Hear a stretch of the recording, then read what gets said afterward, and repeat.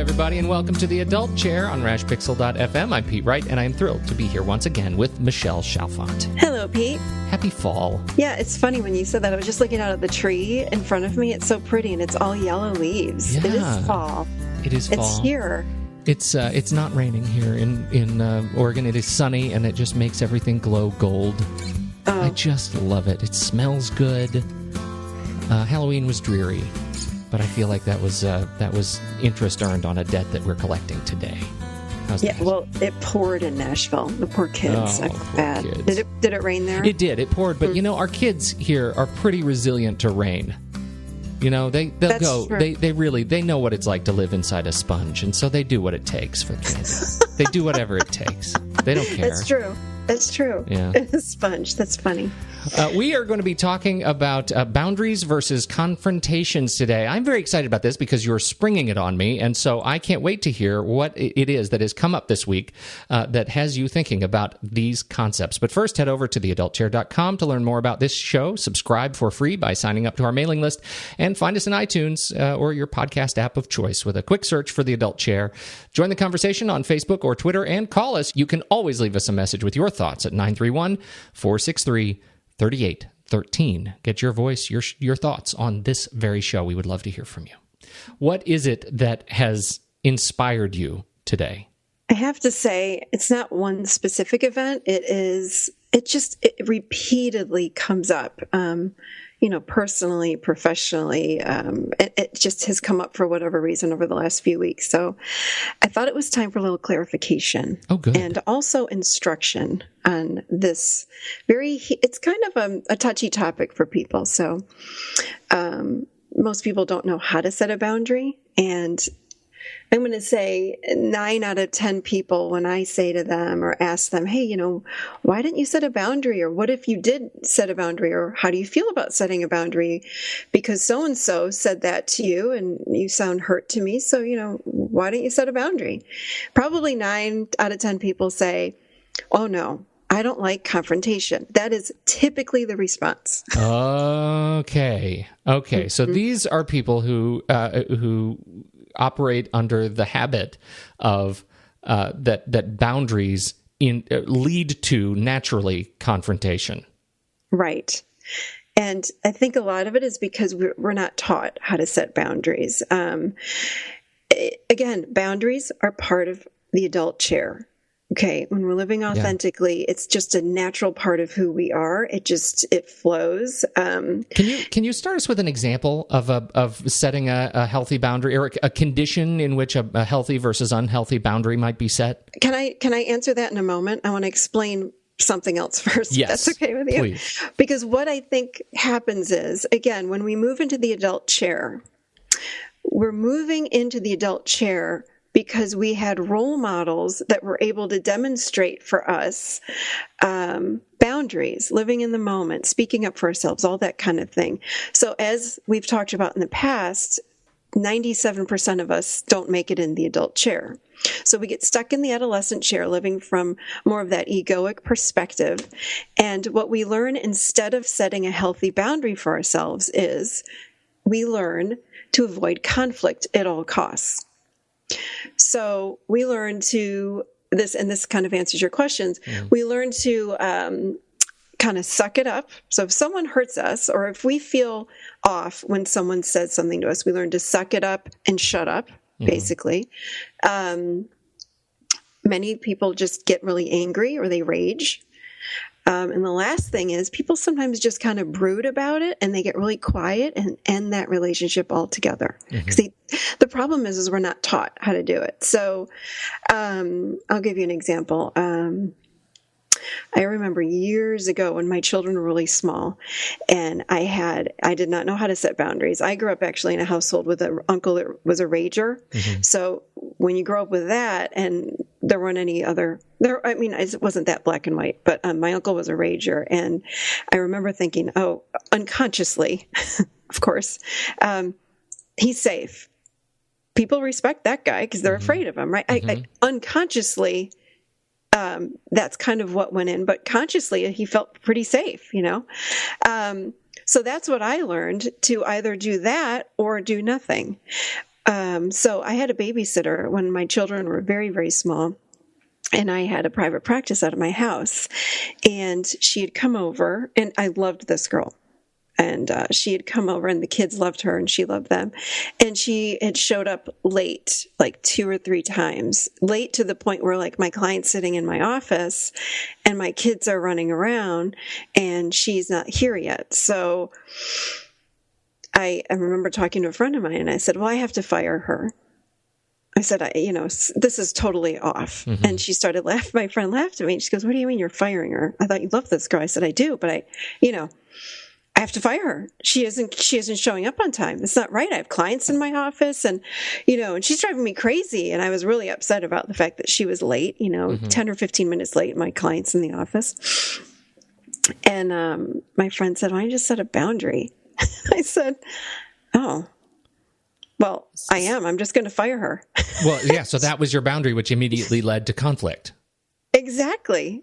Right. Well, or I'm going to fire her to avoid the conflict, because it's this unconscious, it comes from that adolescent chair that says, if you speak up for yourself, you are going to get, someone's going to yell at you. And also what I feel like happens to us is we have these shame attacks. We have so much shame that we're bad, and we're so afraid to speak up. Mm-hmm. And if you yell at me, if I speak up if I speak up for myself and you come back at me with anger, then I feel terrible. So I'm going to avoid that at all costs. So anyway, instead, what I did with this girl is and so my friend said, this is how you you need just to set a boundary, just say this and that to her. I was like, oh, it was like a foreign language to me. And I thought, oh, I can do that? She said, yes. Just tell her to show up on time, or then you'll fire her. But it's important, with your clients here. It sounds so simple now, but this is, 17 years ago. And I thought, oh, what a concept. So I was awkward at first and didn't know quite how to do it. And it was really uncomfortable. And I think I looked at the floor the whole entire time, but I got my message across. And the girl, loved my kids, and they loved her. And it turned out fine. And then she started showing up on time, and it all worked out well. And that was the beginning of my boundary journey. And I thought, I got to learn how to do this. This is really important that I learn how to take care of me, because who else is going to do that? And the way, shutting people down or getting so angry or raging and all of that kind of thing is not healthy. And I knew it intuitively, but I just didn't know. I didn't have the tools. So over the years, I've learned how to do the boundary thing. And, I'm not a pro, but I'm much, much better. And I think it's life is a journey, and I'm always learning how to do it. And I'm not hardly uncomfortable now when I have to speak up for myself. And it feels so empowering to know that I can do this for me. Well, so let's talk about some of the practicals, like that instruction set that you got from your friend to get you started, and then your research, obviously, and your practice. How do you guide people to learn to set boundaries for themselves? Yeah. So here's the first thing is, well, what is a boundary? And a boundary simply teaches other people how you want to be treated. That's it.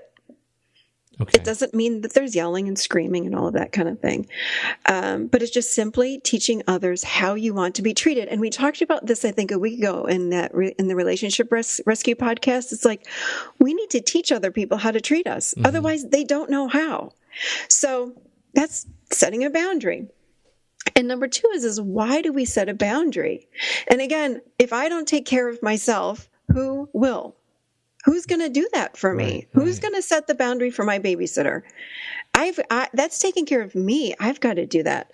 So we have to give ourselves permission to take care of ourselves. If we don't, we have to give ourselves permission. I know that sounds silly, but we really do. And also we have to give ourselves permission to know that when we begin to do this, it's not going to be pretty. It's going to be clumsy. It's no different than a child learning how to walk. When your child learns how to walk, they fall down, they are going to stumble until they start walking and running. And it's the same thing with setting boundaries. We have to give ourselves grace. We have to give ourselves time to get it right and to learn how to do it. So it doesn't come automatically, but it's pretty easy with these tools. Let's see. The other question I would say is, when do we set a boundary? And this goes back to, again, knowing what we're feeling. We've got to be able to tune inside into that inner child and go, what am I feeling? When so-and-so said that to me, so let's use my example of the babysitter. When she started showing up late, I was angry, but what's underneath the anger? You got to go underneath. Anger is a defense. It's the first line that we have of a defense to say, back off. It keeps people away. It pushes people away. Sort of goes back to our triggers episode. Something in this relationship, in her violated a trust that you had and triggered something that caused you to get angry. Yeah. And I felt helpless, to be honest with you. My feeling underneath the anger, think about it. I'm going into my heart and in my feelings. And I'm going, what do I feel right now? It's like helpless, because I don't know how to get this girl to show up on time. I feel helpless. But instead of being vulnerable and choosing that emotion, and I didn't know it way back when, but thinking about it now, I definitely did. I felt helpless. I don't know what to do. How do I get her to show up on time? Instead, I'm just going to be angry and shut her down and not see her ever again. And I'm so glad that I didn't do that, and I actually spoke up for what I needed. So that's when, and we have to learn how to tune into what we're feeling. We don't know what we're feeling. Does this all make sense? It does. So we get in touch with what we're feeling. We realize that there is a trigger. We're angry for some reason that is likely not the cause of this person being late. At this point, we don't know why they're late. We don't have any justification for that. We just know that we just know how we're feeling. And then we make up stories, by the way. Right, the adolescent share starts going, well, she's probably late because, and then fill in the blank. Right. She's out with Fonzie. Yeah, exactly. She's out doing something with Fonzie. She's hungover. She's a rebel. Wrong. Right. And so instead of making up stories, we got to sit in ourselves and go, how do I feel right now? Okay, well, I feel X, fill in the blank. And then we want to learn how to speak up for ourselves. So this is how we set a boundary. It's really simple. Again, the application is scary because we're not used to doing this, but how we do it is really simple. So we want to just slow ourselves down for a moment and take a deep breath. And again, tune into the feeling. So if we have the feeling of, I don't know, pick a feeling. Well, I liked anger. Okay. Well, but remember, probably 8 out of 10 times, if not more, anger is the primary defense or you've heard me talk about like the top layer of the cake or like the icing on the cake. Like what's the cream feeling in the cake? So we always go, well, I'm just angry. When she did that to me, it made me so mad. It's like, well, what else? Yeah. Well, and as we have peeled my own layer cake, it usually comes down to fear. Right. Fear. Oftentimes with a boundary, I may feel hurt, So here's what we want to do. Remember, I'm in my adult when I'm speaking up. And what we're doing, again, is tuning into that inner child part. So we want to know, what am I feeling is the first part. So part 1 is, Pete, when you said blah-de-blah to me, or when you did blah-de-blah to me, it really hurt my feelings, or it really made me scared. I just wanted you to know. You can end with that. That's it. There's the boundary. When I felt hurt when fill in the blank. Because you're giving the other party a data point that says this is a point on my boundary and you've just crossed it. Yep. And then part 2 is, what do you need? And do you have a need? Do you just want to express to the other person how you feel to kind of educate them on how you're feeling? And you also have a need. So it's like, I really felt scared when you said blah, fill in the blank.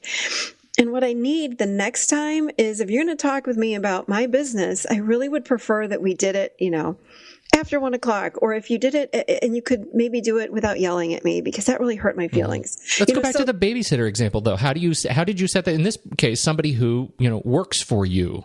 Right. Okay. So if it were me today, I would say something like, let me think about how I felt. Okay. So, in the moment, I remember I was feeling kind of hopeless and I didn't know what to do, but I might say to her something like, it's really important to me with my business that you get to work on time, and it's making me feel angry. And in that case, I was angry, it's making me feel really angry. And, I'm not sure. I could even use the word hopeless. It's making me feel angry, and I also feel pretty hopeless because I'm not sure how to get you to come to work on time. I need you to come on time, or I'm going to have to let you go. Period. It's making me feel angry and helpless. It's making me feel angry and scared. It's making me feel blank and blank. Fill in the blank. But it's simple. I feel blank when you this, or when this happened, and I need fill in the blank. Right. What we typically do is we go into blame, and then we start making up stories. And we, again, want to shut them down. We want to shut down our own uncomfortableness. It's a trigger. We're triggered when someone is doing something that we don't like, and we just want to shut it down. Instead of being empowered is taking care of ourselves and speaking up for ourselves. Well, that's what I like so much about the babysitter example, right? Because there are two things at work there. First of all, is your feeling that your triggers and the stories that you're making up, and I'm sitting here in my head mulling through it, thinking, yeah, I can bring that down to fear, like fear that something has happened to my babysitter, somebody who maybe I have a relationship with, like who's a friend, and I'm worried about them and I'm scared for them, and that triggers a fear response. And fear that as a result of the babysitter not being here on time, I'm not going to be on time to the next important thing I have to do for my business. And I'm terrified because I'm not going to be able to make my commitments because they can't make theirs, right? All of these things trigger a very sort of base and resonant fear for me that would come up as frustration and anger. And I want to exercise. I have this back of mind sort of the lizard brain is saying, exercise your power here, right? You are the employer, and just fire them and you'll feel better and everything, and then you can find somebody who you can trust. But that doesn't really help anybody. It doesn't train myself to be more aware of how I'm feeling, and it may throw away a relationship that otherwise could be very strong with just a few common words of common language. Absolutely. And one thing that caught my attention when you were talking about power, you're going to use your power. And remember, being vulnerable with what we're feeling is powerful. Right.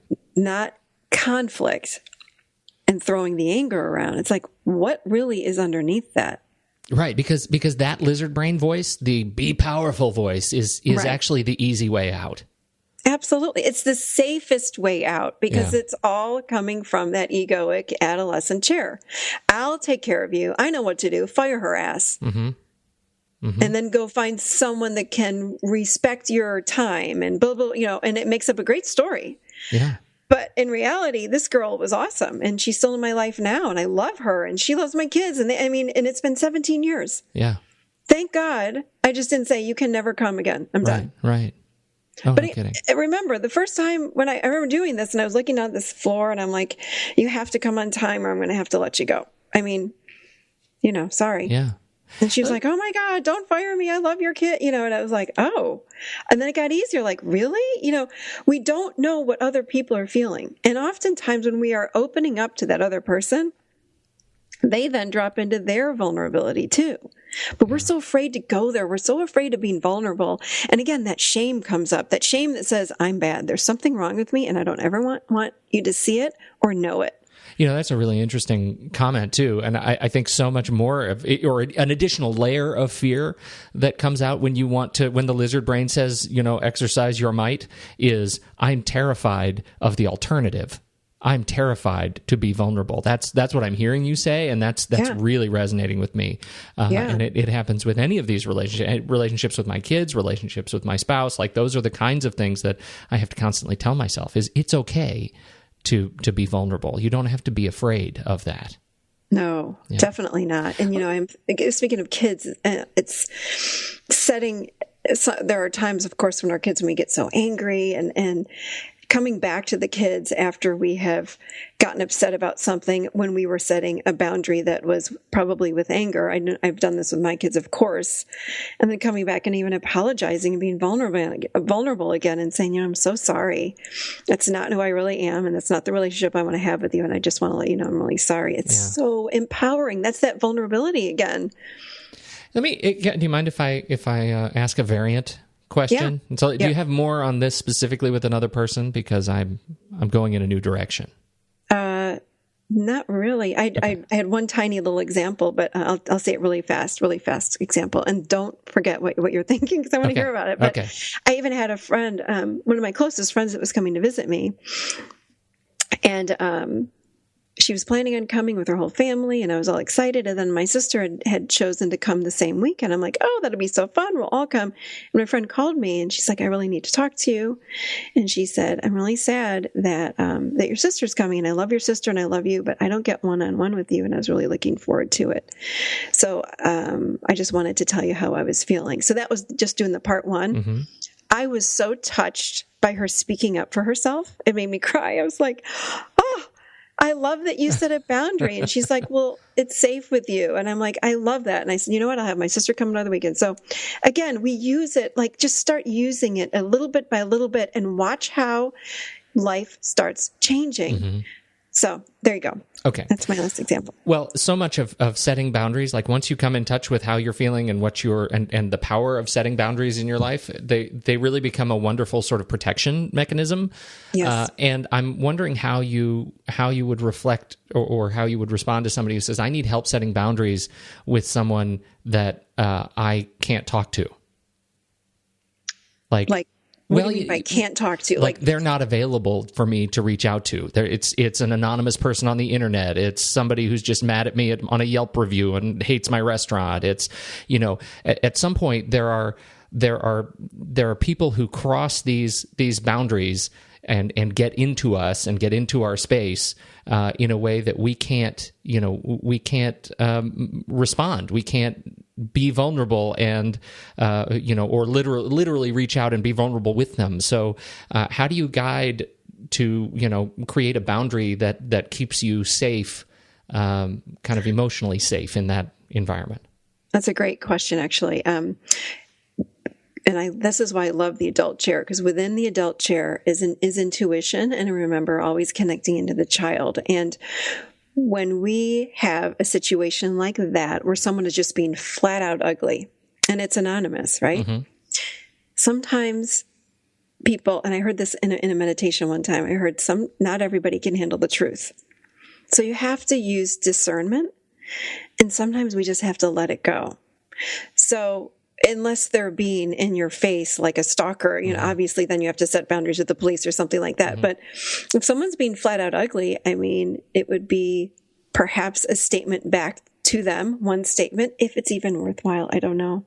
It depends on each situation, I would guess. You have one specifically you want to share? Just in general? I mean, I hear this about kids all the time. I'm blessed with a teenager who really doesn't like, technology. She's very much somebody who doesn't like to carry her phone. She's not on any social media accounts. She just doesn't care. But she does come home and she brings these stories home of her kids, these teenagers who are lobbing just, very negative, bullets at each other on social media, these comments that are out all the time, comments on their websites, on Facebook, on Instagram, and they're just generally hateful. And so I look at my daughter and I think, what can I do to help cultivate this boundary that helps her understand how to protect herself? Should she, when she chooses to jump into the social fray, how do you help these young spirits as they kind of grow into themselves, figure out how to take it, how to let it go, and how to move through it. And this is why this modeling from this adult chair is so important, because you model for her how to handle herself. And it is learning, how do you let this stuff go? How do you disengage? How do you walk away? How do you speak up for yourself? So it really depends. Again, it's a case-by-case example. Mm-hmm. But of course, when we have children, we teach them how to set boundaries. And oftentimes we step in and set boundaries for them on their behalf. And then they get to see that. And then they grow up and then they learn how to do it on their own. But it's a case-by-case example. So with your daughter, I would say, keep her, if she doesn't want any part of it, then keep her out of it. It's probably the best thing for her. But help her to understand what bullying is. Mm-hmm. She needs that higher perspective from you. If someone's going to be that ugly, they are in so much pain on the inside, and higher spiritual truth would say that person needs more love than anybody, because they're in so much pain that they're trying to be ugly toward you or angry toward you or bully someone. The people that bully they're in so much pain on the inside and lack love for themselves.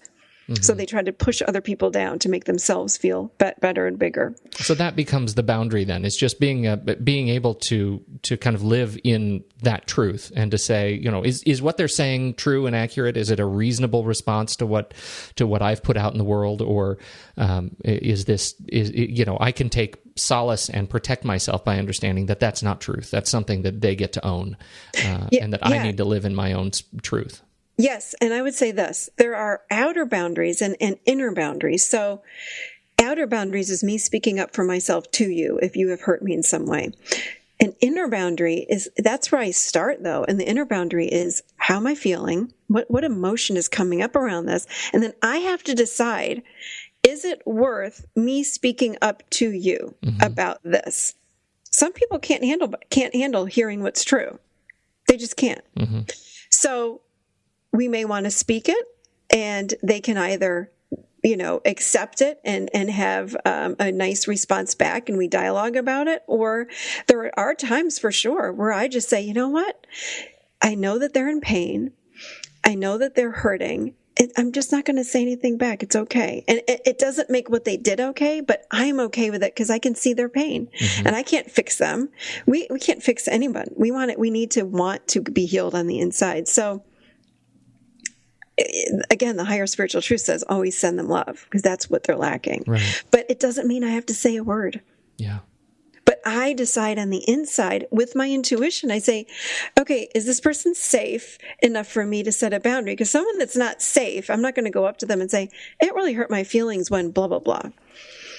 Because they might lash out back at us and all this kind of thing. So this is a boundary, this is safe for me. It's safer for me just to keep what's true inside of me, but not brood about it. This is the difference. We can either do this from the adult chair or the adolescent chair. The adolescent chair would brood about it, make up stories, tell all of my friends, can you believe she did that to me? Blah, blah, blah, blah. The adult chair says, you know what? I know that they said this from a place of pain, and I know it's not true. We hold the highest truth about ourselves. It's like, what's true?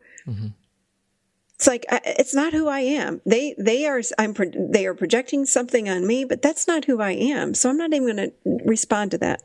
It's not worth it. Yeah, that becomes that cloak of protection that I was looking for. It was that living in that highest truth. I think that is a really important lesson. It's an inner boundary that we have to have first. Right. And then we decide, do we want to set that outer boundary with that or not? I'm not going to set an outer boundary to someone that is verbally abusive. No way. It's a really vulnerable act when I'm going to speak up. But if I know someone is safe, I'll talk to you. Yeah. I will speak up for myself. I love it. I love it. This is a great lesson. I'm so glad you sprung this on me today. I think this was a great conversation. It really is a case-by-case basis, but again, what we went through today in the first half was a lot about, how do we work with people and speak with people that are in our inner circle or even that second tier out, whether it be someone that we work with or someone that we are friends with or in our family, and they have to be safe in order for us to speak up. So, and we know if they're safe or not. Thank you very much, Michelle, for your time and insight this week. It's a big week. And so thank you, everybody, for downloading and listening to the show. We so appreciate your kind comments on iTunes and on the website. And we'd appreciate you to reach out to us and let us know what you think. How do you set your boundaries, inner and outer? And how do you work with your own vulnerability when doing so? On behalf of Michelle Chalfant, I'm Pete Wright, and we'll catch you next week in The Adult Chair.